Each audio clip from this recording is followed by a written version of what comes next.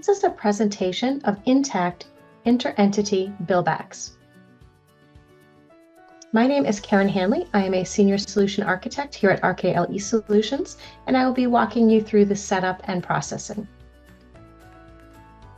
An inter-entity billback is when you have multiple entities and one entity is going to be billing another entity, and we want to create inter-entity transactions between the two entities. This functionality does not cost anything extra. It is part of your standard Intacct package, but there is some configurations required to turn on this feature. There's also some limitations to using this feature.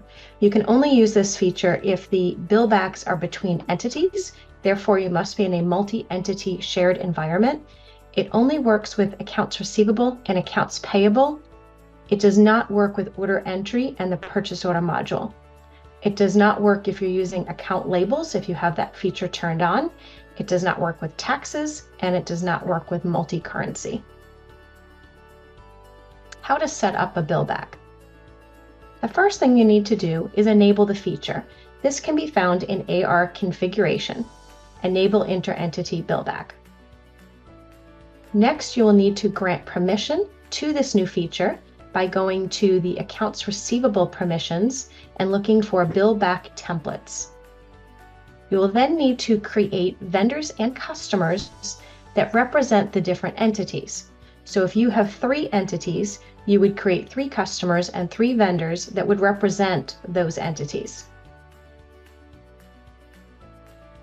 You'll then associate the vendor and the customer that you just created with each of the entities.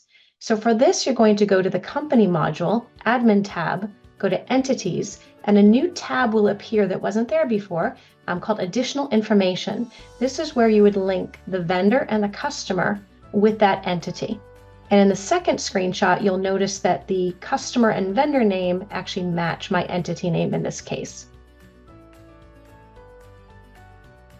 Once that preliminary setup is completed, you'll now go and create your billback.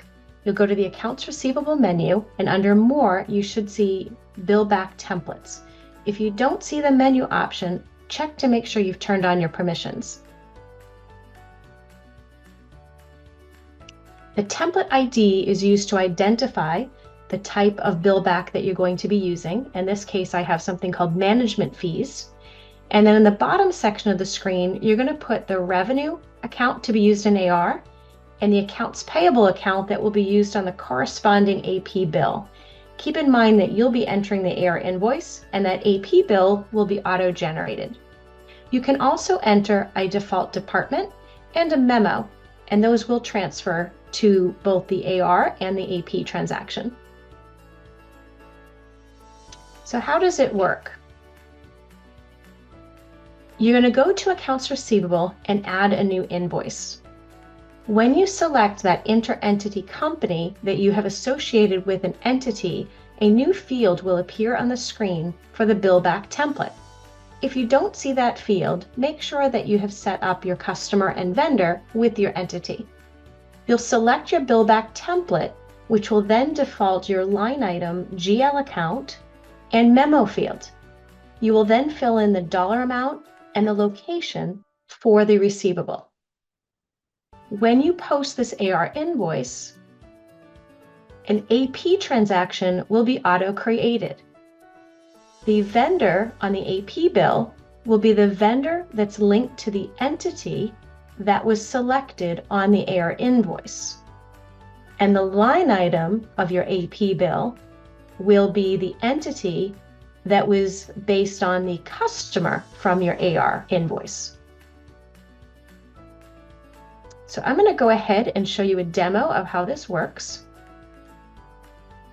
And after the presentation, if you have any questions about this feature, please reach to your RKL consultant or our support desk, and our support email is support@rklesolutions.com.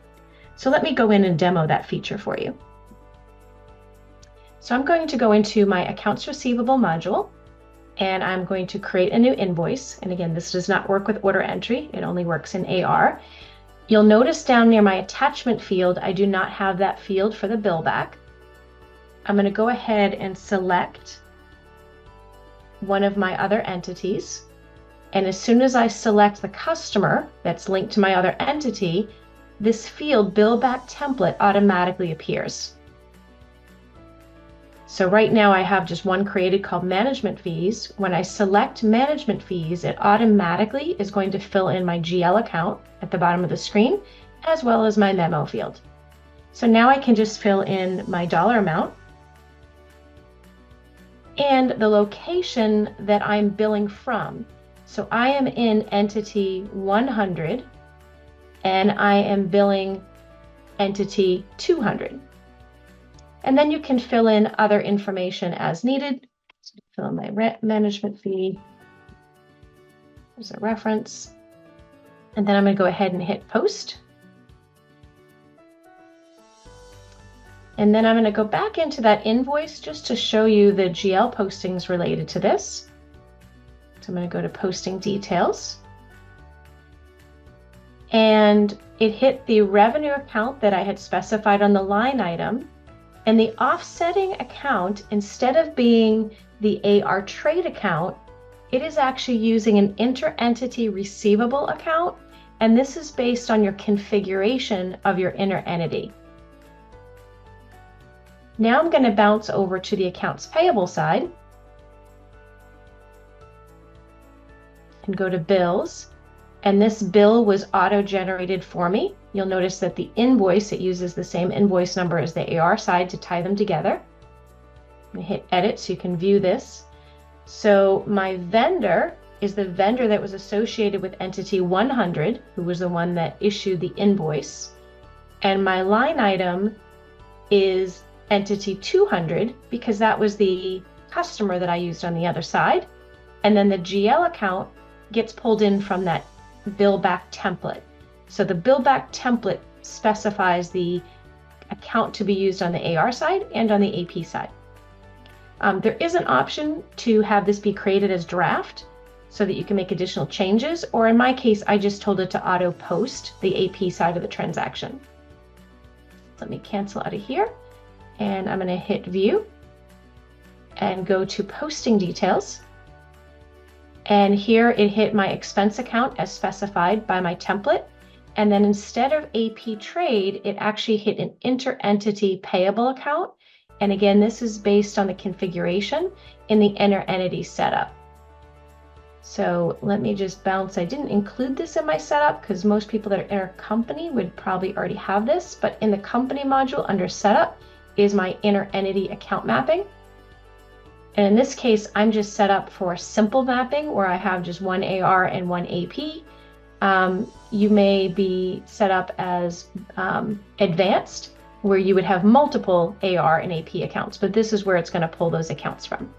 So this concludes my presentation of inter-entity billbacks for Sage Intacct. If you have any questions, please reach out to RKLE Solutions. Thank you.